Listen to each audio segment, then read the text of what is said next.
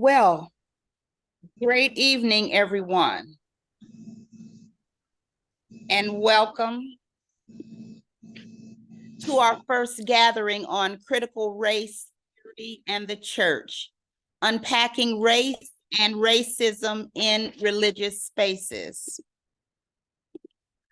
I am Reverend Dr. Karen Owens.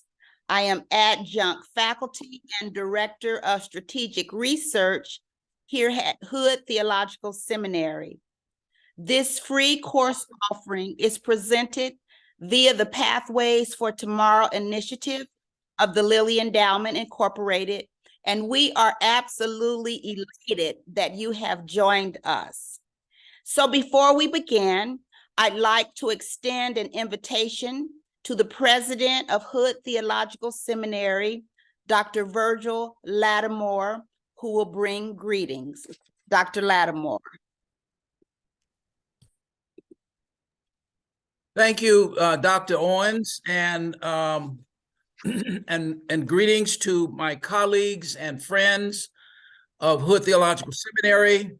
As the senior servant of this institution, it is my honor to welcome you to this place that bears the name of a religious leader, Bishop James Walker Hood, who believed that faith should guide its citizens to be responsibly engaged in the lifting of the level of education and the well-being and the moral integrity of its people.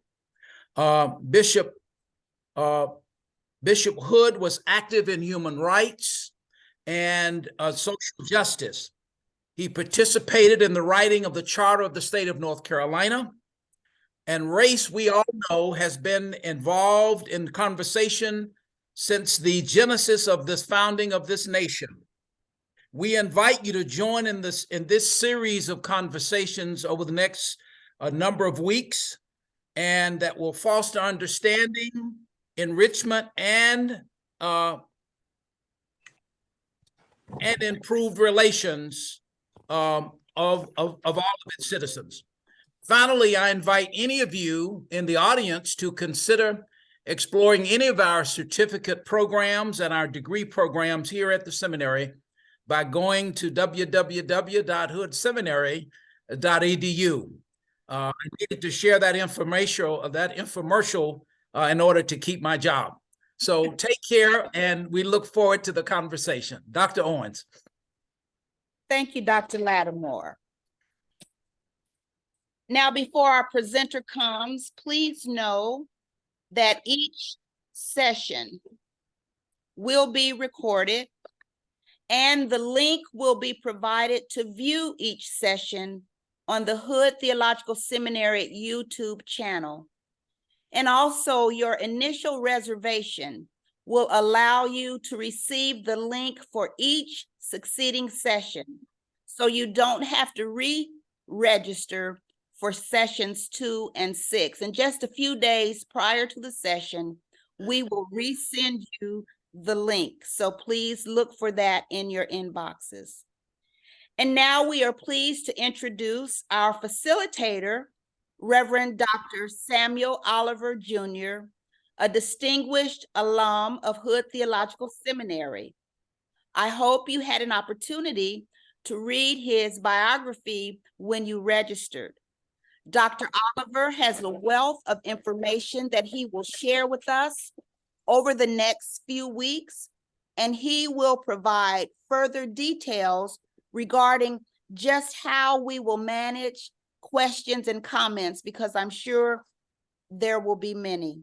So without further ado, welcome Reverend Dr. Samuel Oliver.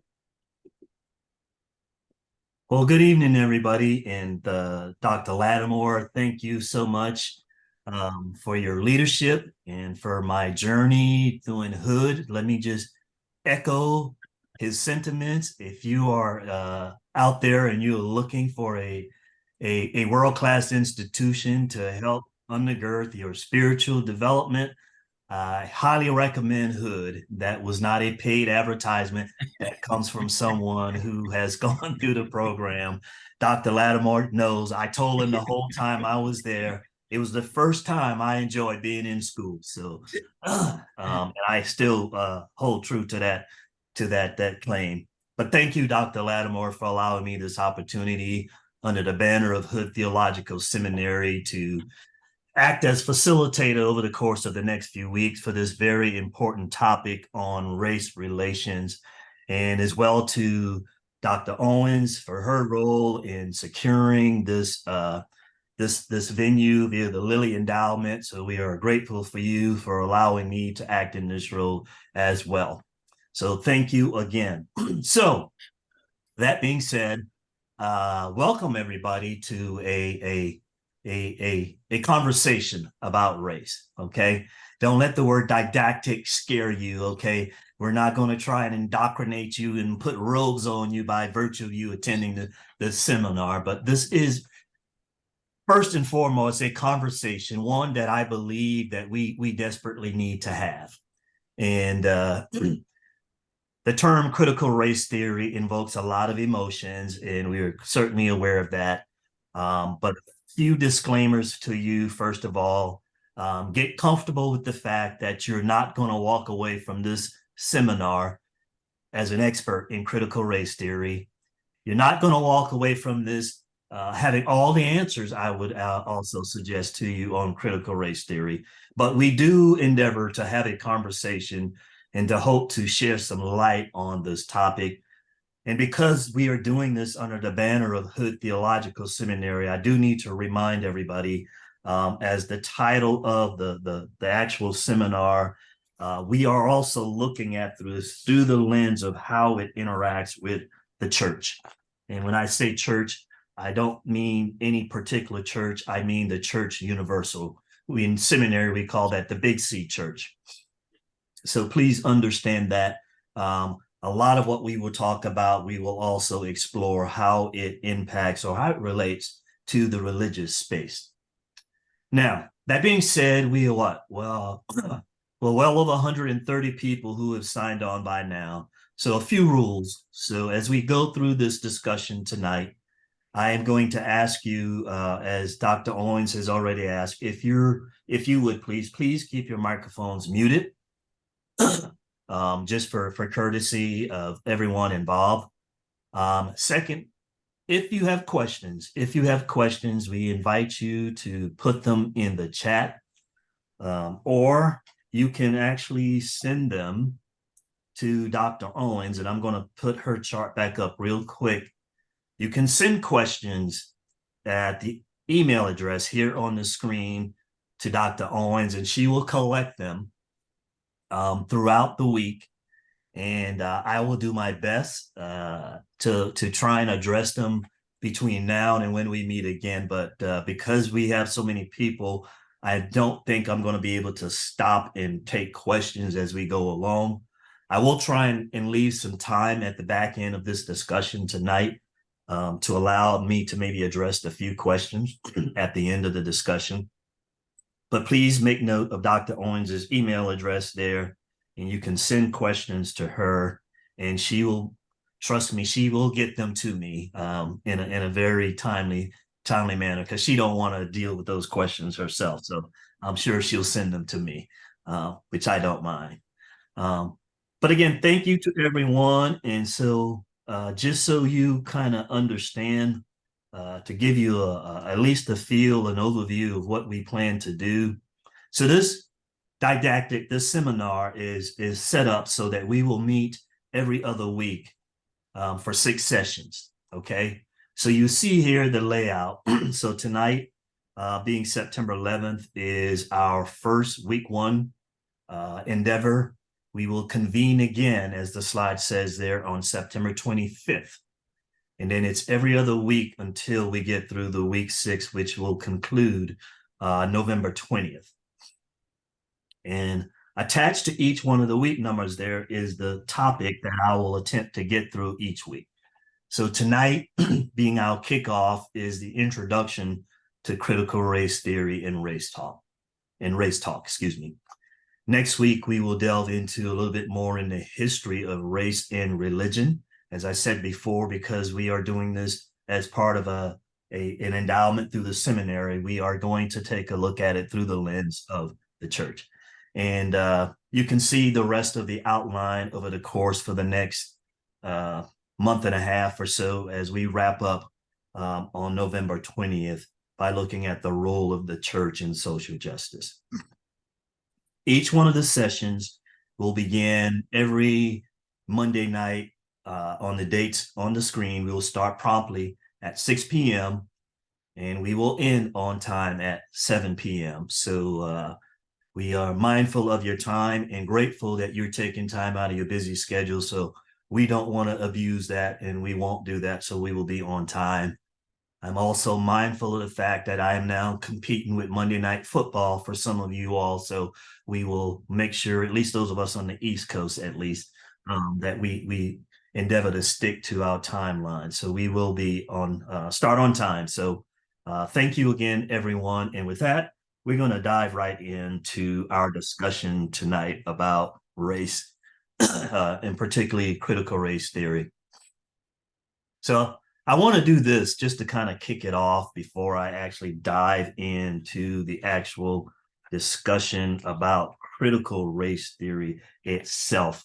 I want you to use the chat feature because I want to pose this question to you, and I want you to just put whatever comes to your mind or share your thoughts and your feelings. This is a non-attribution session. And let me just say up front again, we invite you to have a dialogue, like I said, and everyone's entitled to their opinion in this seminar. But we want you to be mindful, and we know that the topic of race can invoke some emotions. There's emotion tied to discussing race. And so we ask that you be very respectful of people's opinion. One of the things we have to do to talk about race is to learn to be uncomfortable. And so if someone expresses a thought or opinion that you do not agree with, please be mindful of that and not trick it into something. We will not tolerate personal attacks or anything that is deemed toxic. We reserve the right, if we see something devolving into such as nature as that, to remove you from the session. And that's not to put anybody on alarm, but I just want to get that out of the way and ask that we just be mindful of each other's opinions. Amen. All right, that being said, so I want to open this up by encouraging a little bit of dialogue, and I want you to use the chat. So why is it that talking about race is such a difficult thing to do? We talk about race, I would submit, but we tend to do it in echo chambers, meaning that we talk to people who already share the same opinion or thoughts about race with each other. But I would suggest rarely do we have open dialogue, particularly with people who might be of a different race or people who have a different opinion than we do about race. So I want you to share in the chat. What do you believe are some of the reasons why do we have such a hard time dealing with this topic of race? So just pop it in the chat and let me know. Put some thoughts in there why you think it is that we struggle with talking about race. I don't hear any. And I mentioned one of them already. And that is the echo chamber. We tend to want to talk to people who already share the same view, right? Yeah. What are some other reasons why we struggle collectively to talk about race? And forgive me, for some reason, my chat feature is not wanting to work right now.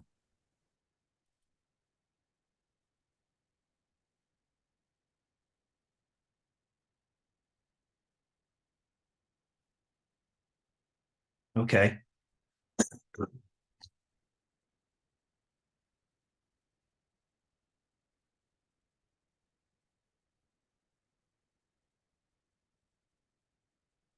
See quite a bit of chat coming in here.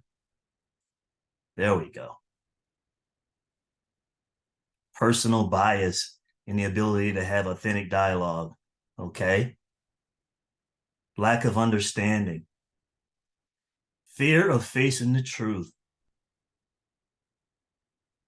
Somebody wrote, we are afraid we will offend other person. Okay. Good, good. I see some good one. Okay. A lot of people saying fear of truth.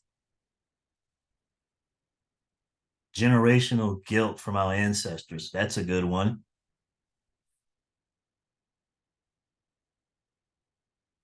Race connotates privilege. Okay. Ignorance, fear, all good, all good. Absolutely. We should be. All good. I like it. Some good comments in the chat here. So right, all of these things contribute to why I think we have a hard time talking about race. And let me just sum it up by this one. Nobody wants to be labeled, right? And certainly nobody wants to be labeled a racist. And so that in itself, I think, tends to have a chilling effect on discussions about race. And a lot of you've put a lot of the things that that I was going to bring up. I see them in the chat. Okay. And certainly emotions. Emotions play a big part in it. But let me suggest to you something else. When you talk about race, not only are you talking about the system as described here in America, but really when you talk about race to a certain degree, you are talking about a person's worldview. And so if you are somehow suggesting that your perspective of race is different from theirs, to a lot of people, you are now attacking the core of what they believe. And so so you automatically sometimes put people on defense. So people are uncomfortable when you bring up something like that. And certainly I would suggest that our culture is one as such that, particularly in the digital age, in the era of social media, where a lot of discussions happen via a keyboard and not face to face. So why am I asking you this question? Because critical race theory, and what is critical race theory, and why are we having this discussion with well over 300 people signing up to want to understand what this means? For all of the reasons that you guys have put in the chat and then some, critical race theory has taken on somewhat of a life of its own, and it evokes emotions, I would suggest, on both sides of the equation. People who are pro CRT as well as those who are against critical race theory. And a lot of it is shrouded in sound bites that people have picked up either from media, from acquaintances, etc.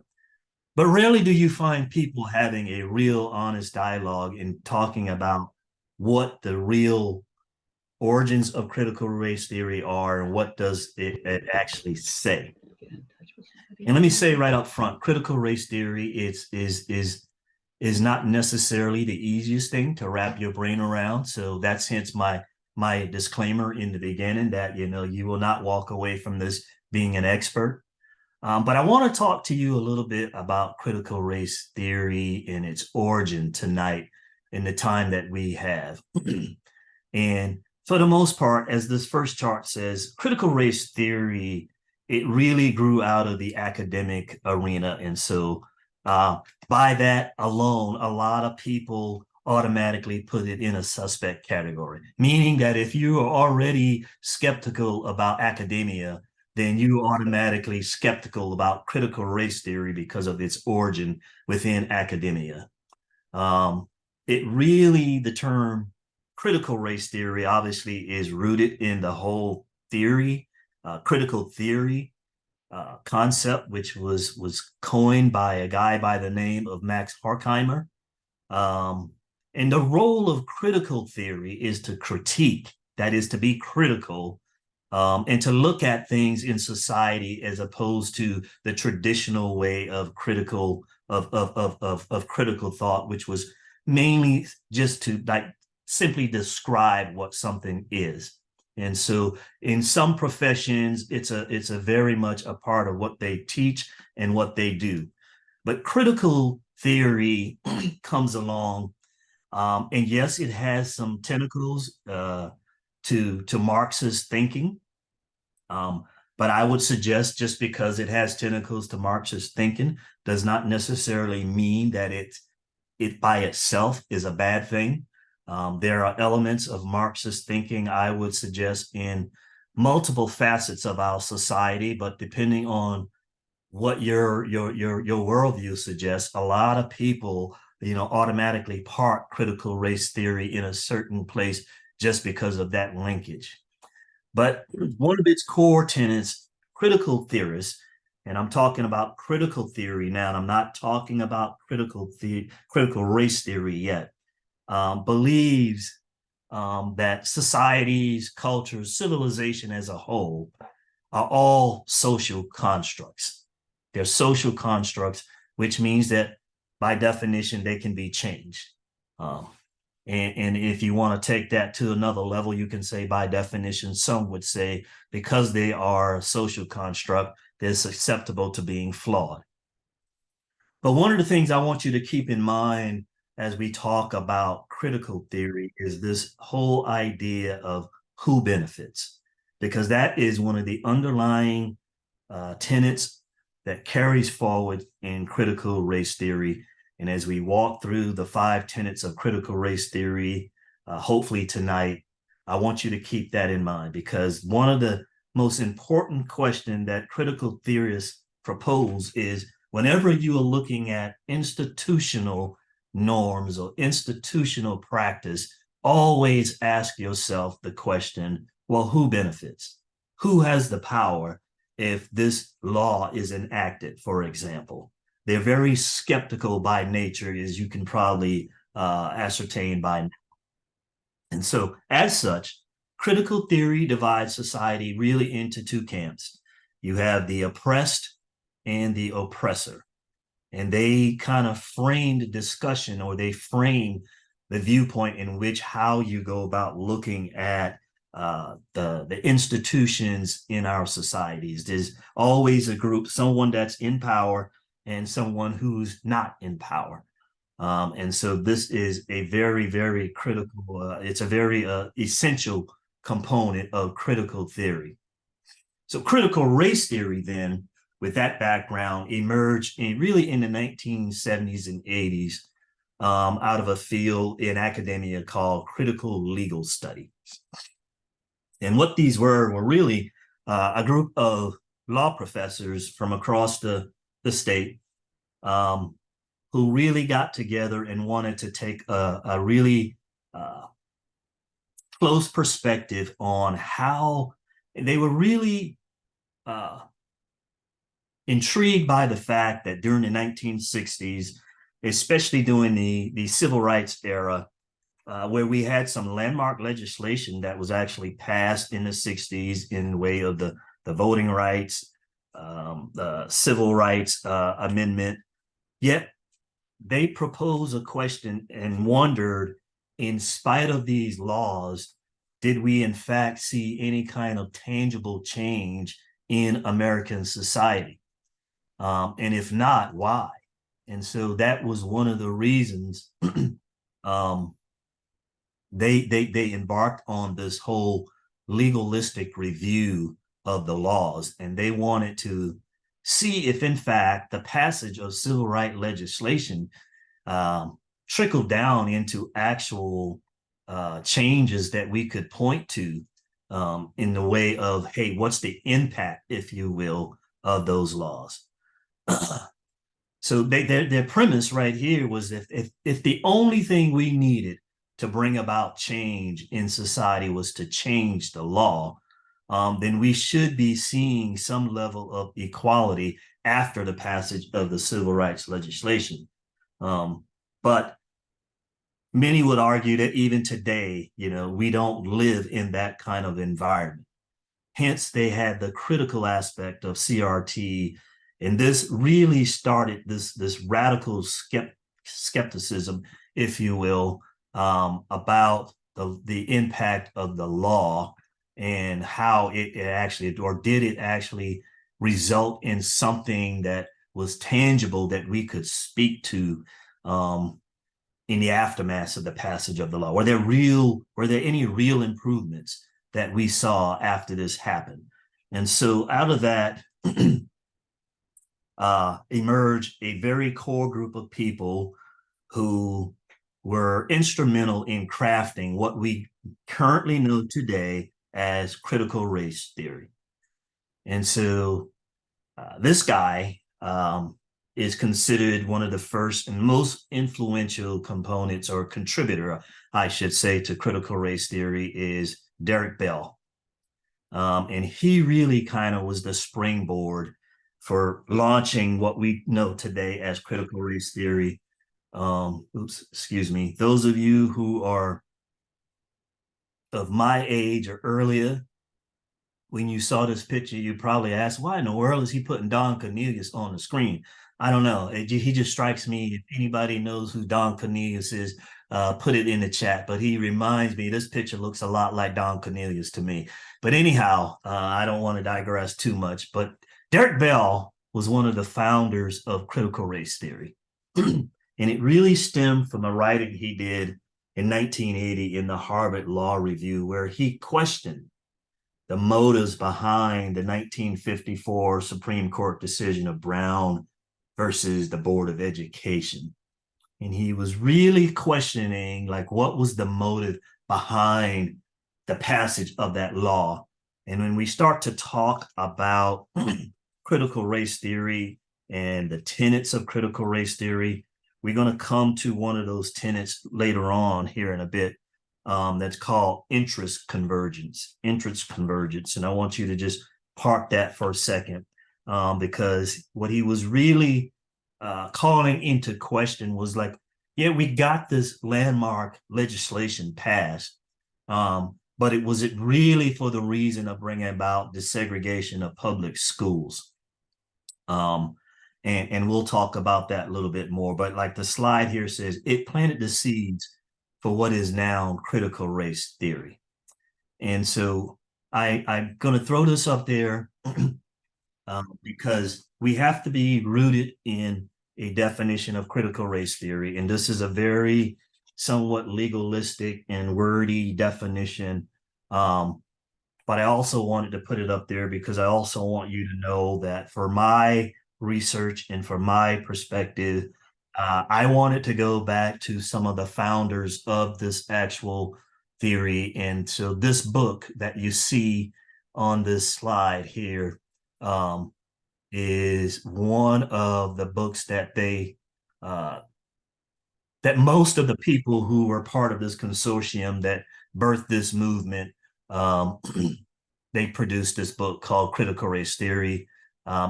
It has some legalistic in it, but if you want to really get a true understanding of where some of the tenets come from, wow, I'm just looking in the chat. I'm sorry. Somebody in the chat says Don Cornelius was his cousin. Yes, and he was the founder of Soul Train. Yes. So for all you millennials and others out there who are wondering why I brought up Don Cornelius when I threw up Derek Bell's picture, yes, he was Mr. Soul Train for those of us on Saturday mornings back in the day. Anyhow, back to this definition. I want you to underline a couple of words that's in this wordy definition. One that a lot of critical race theory skeptics like to highlight, and I would say sometimes equally the critical race theory supporters tend to downplay sometimes, is the word movement. You will see some people who are supporters of critical race theory shy away from the movement, the term that it's a movement. But if you read their actual literature, they do refer to it as a movement. It is more than just a theory. It is intended to bring about change.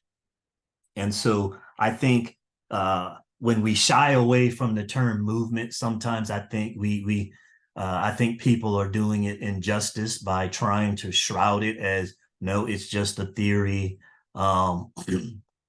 It's not a movement. But if you read their literature, they definitely refer to it as a movement. And if you read the rest of the definition, it makes sense, right? Because they talk about wanting to bring about change, and they're not interested in incremental change. So they talk about that in kind of their description of what it is. And so, but the one thing I want you to also understand is to understand that critical race theory, when we're talking about racism, is very much interested in institutional forms of racism. So you see them looking at things like economics, history, the law. They're not so much talking about one-on-one personal racism. They are really getting at the fact that, hey, if we are going to address racism, then we have to look at some of the foundational institutions that undergird our country. And so they are very much interested in looking at institutional, if you will, racism, not necessarily personal racism, because those two things are different. Because you can have personal racism on a personal level that never rises to the level of institutional racism. So when they talk about it, they are very much looking at it from that perspective. Okay. So please keep that in mind. Now, with that being said, it's an institutional perspective to talk about how do we bring about change. They lay out as part of their theory 5 tenets of critical race theory, 5 central tenets of critical race theory. Excuse me. And so when you hear people talking about CRT, they tend to cherry pick, and on both sides of the equation, right? They tend to cherry pick components of CRT without that full understanding, I would suggest, or they're cherry picking components of it that fits their personal agenda, whether it's pro or against. That's just something I want you to understand. So as we step through these 5 tenets of critical race theory, I want you to keep that in mind, because it's a very broad, sweeping movement that goes after institutional racism in a number of ways. Now, the first thing that they kind of contend about critical race theory is this idea that racism is ordinary, not the exception. And this one kind of hits people in the face when you really let that digest a little bit. Because what they really mean by that is that racism is so embedded in our culture that most people don't even realize it. It's not acknowledged by most people, and it just exists.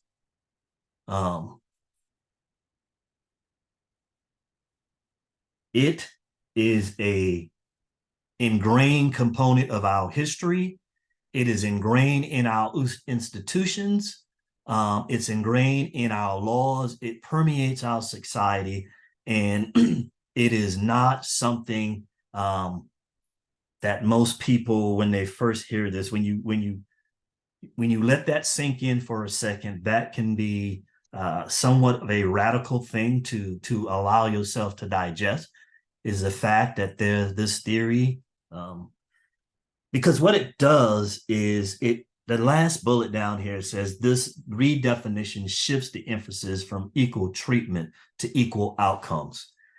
And one of the reasons why I say that is because they fundamentally say, if you want to assess where we are with racism, look at the outcome. and see if they in fact reflect a movement towards a race-neutral society. For example, they will say that the fact that we still have housing discrimination, regardless of whether or not there are people who are adjudicating housing process are individual races or not, the outcome suggests that we still have to contend with racism. So therefore, it is embedded in multiple facets of our society. They look at outcome and says, okay, what does the outcome tell me about whatever facet that they're looking at, whether it be academic achievement? If the fact that we have minorities or people of color who are still not performing on the same level of our white sisters and brothers, for example, then the CRT theorists would say then that by itself suggests that we still have institutional racism. So the point being here, racism comes in many shapes and form. And what they're really saying here is that it is embedded in our society, and that the fact that it exists means that we cannot be a colorblind society, right? So this hits some people square in the face and they take contention with it, but that is one of their fundamental tenets.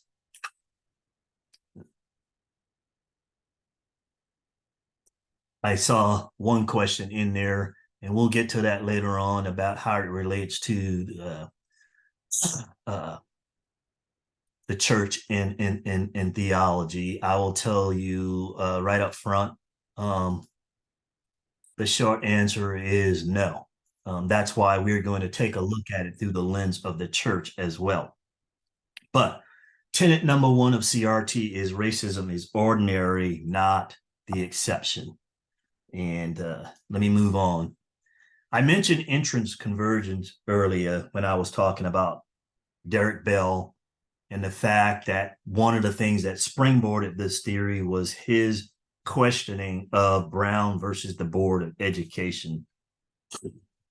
And the contention here under this term of interest conversion is that, remember I said critical theories always view society through the lens of, they're always what they call the oppressors and people who are being oppressed.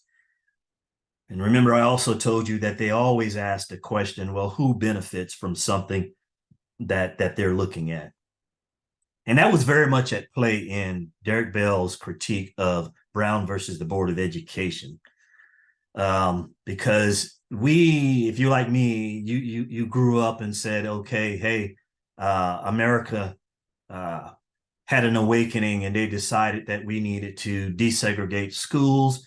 So we had this landmark decision by the Supreme Court that says we're going to desegregate our school system.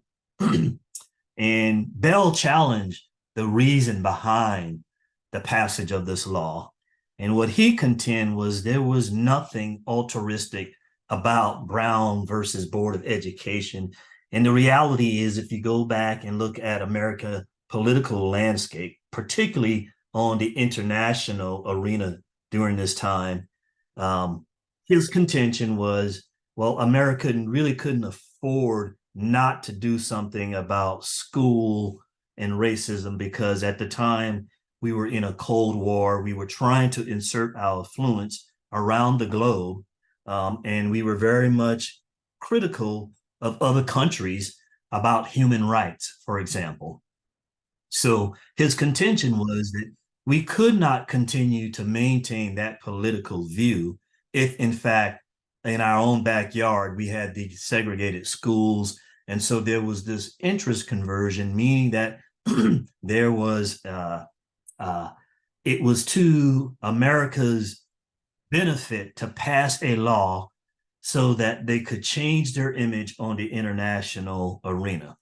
And his contention is, most of the times, people who are in charge will only give up or concede power or allow things to happen if it also benefits them in some way. So that's this idea of interest conversion. So for example, so did the boycotts during the civil rights movement, was it really about, okay, doing what was right, or was it right for economic interest for certain municipalities to say, okay, we can't take the not only the PR hit, but maybe we were losing money as a result also. So there was that would be an example of an interest conversion, where a legislation, or if there was some landmark movement, again, always go back and ask the question, who benefits?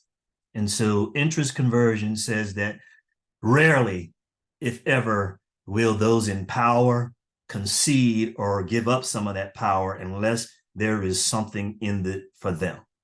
That is a fundamental tenet of critical race theory, interest conversion. And then there's this whole idea that, okay, and I mentioned this before, that race as itself is a social construct. There is no biological basis. There is no genetic basis for the racial categories, right? They were invented. Societies invent and they manipulate and they change what is defined as a racial makeup. And so CRT advocates claim that we don't share any certain biological trait that says that we have to be characterized like this, right? We all have personalities, we have intelligence, we have moral behavior, but race itself is a social construct. And if you study history, you see that is the case. And race was done to certainly undergird the slave movement in America. And we saw, and if you study history, you can see that race and who was considered a minority, more pointedly, who was considered white, has changed throughout our history. So it certainly is something that can morph over time. So the fact that we group ourselves along color lines is something that was done and made up by society. And why we might have and share, personalities, intelligence, that's not how we construct ourselves. So all of this, they contend, shows you that race is a social construct. So why then are we confined to it, and why is it such a driver for such a big part of what we do in our society? So that's another key component of critical race theory. Another term you might have heard, because this one is also, I suggest to you, one of these tenets of critical race theory that people tend to cherry pick. And if you listen to some people, you'll get the impression that the only tenet of critical race theory is intersectionality. Because this one, for whatever reason, has gotten a lot of play in media by certain factions of our society. And that is that you can be oppressed from multiple angles. And that's really what it's at the core of this idea of intersectionality. You can experience unique forms of oppression or discrimination from multiple perspectives, right? So if you look at the little diagram, the Venn diagram that I have down at the bottom, you as an individual could fit into any one or all of those circles. And each one of those perspectives brings with it a certain degree of potential for you to be discriminated against, whether it be because of your racial identity, whether it could be of your gender, your sexuality, disability, you name it. As a result of this, there has been some branches of CRT that actually have sprung up to look specifically at CRT from the perspective of, let's say, from women, for example, because women can be discriminated on from the perspective that they're a Black and they're also a woman. So you have two types of oppressed identities, and you can have unique forms of oppression from each one of those perspectives. And the converse is true, as the slide says, right? They pretend that, white people can experience unique forms of what's the term I'm looking for? Well, I'll just use my slide here. You can have privilege based upon your gender and your race. That's intersectionality. And so this one invokes a lot of emotion in people because it's one of those things that we don't spend enough time talking about, right? And intersectionality took on a lot of around the last election cycle. It took on a lot of media attention. There was a lot of hype around critical race theory, as I'm sure most of you are aware of, under the contention that, we are indoctrinating kids in our school by teaching them critical race theory, which I personally question because I've been talking now for almost 50 minutes, I believe, and I haven't gotten through all 5 of the tenets of CRT. And if they're really talking about critical race theory in elementary school, I question that. But that being said, let me make sure I cover the last one of the tenets, and then we can open it up for a little bit of dialogue. The last of the 5 tenets of critical race theory is this concept of storytelling. Or, in some literature, you see it referred to this idea of the unique voice of color. And let me explain it to you this way. The premise behind this particular tenet is this.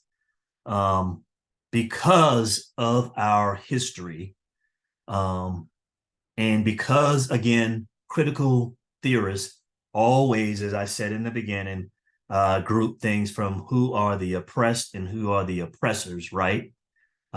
They look at, well, who's really framing the discussion around our history, around how we develop our laws, and are they indeed being mindful of the voice of the oppressed or the voice of the minority in a society? And so they contend that in order to have a more accurate and a more broader perspective, particularly of history, that you have to hear the perspective of those who are being oppressed, not always hearing it from the perspective of the majority. So this is the idea of storytelling to counter the narratives that for a long time did not include the perspectives of those in the minority. And one of the examples of this, if you're familiar with the New York Times 1619 Project, which again evoked a lot of emotions from some people. But 1619 was an attempt to provide a more broader perspective on the founding of America and the role of slavery and what it played in how this nation was developed. And so they went out and did some research and provided some insights on the consequences of slavery, the contributions of Americans, and how they were at the very center of the development of this country, which is not something that was universally accepted by many facets of society, right? But that is a broad and national example of what is called storytelling. So you need to hear the perspective of people who are in the oppressed or the minority of our society is one of the reasons why CRT theorists make this a foundational piece of their theory. Okay, I'm going to pause there. That's a very quick, high-speed overview of CRT. And I know there are questions. I'm going to ask you again to make sure you submit them to Dr. Owens. And I'm going to scroll here through the chat because I saw a couple. And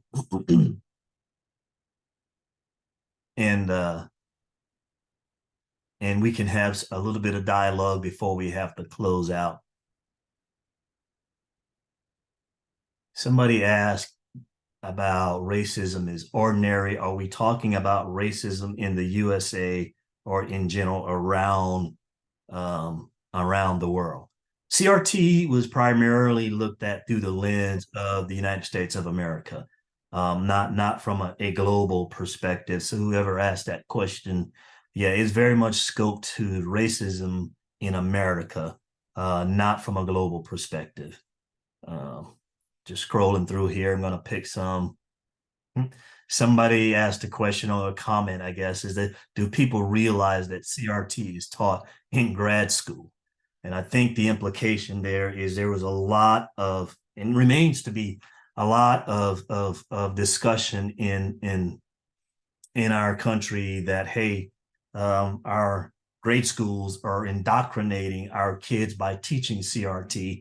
And like I said, I question that. I know there have been some groups. I don't have the right to, or I haven't secured the rights, let me say, to quote them. But I know a group of legal scholars who got together a couple of years ago and actually did an actual extensive review of the curriculum of schools across the entirety of the United States of America to try to assess to see if there was any real, no kidding, teaching of CRT in anything other than grad schools or law school. And they reviewed thousands and thousands of curriculums across the country. And the answer they got back was no, it's not being taught in school. Now, are some schools perhaps, particularly as a result of this particular tenet here of storytelling, are they perhaps taking a look at and reviewing some of their curriculum? That may be happening, but I would suggest to you that that within itself does not equate to teaching CRT. So yes, I saw somebody says, like anything that's different, right? There can be a bit of fear mongering and hype surrounding a topic. Somebody put a question in, let's see here, where did I see it? It was something about, is there biblical justification for CRT? JB, I'm going to ask you to park that question. We're going to get into that in depth in a couple of weeks because, as I said in the beginning, tonight was really about introducing the whole concept of critical race theory. But because we are seminary, yes, we will be taking a look at it from the perspective of how it impacts religion and the Bible, and what does it have to say about sin, because that's what we're dealing with, right? From a biblical perspective is sin. And so we will talk about that in weeks to come.